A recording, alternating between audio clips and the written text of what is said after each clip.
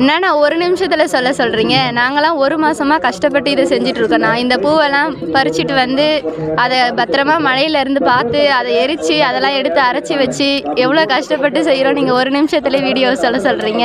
நாங்கள் இதை வந்து இது மாதிரி ஒரு மாதமாக ரெடி பண்ணி இன்றைக்கி நைட்டு வந்து பனை திருவிழாவில் வந்து எல்லாருமே சுற்றி ஜாலியாக நாங்கள் என்ஜாய் பண்ண போகிறோம். எல்லாருமே சுற்றுவோம், ஜாலியாக இருக்குது இது ரொம்ப. எல்லாருமே வந்து நீங்களும் சுற்றலாம்.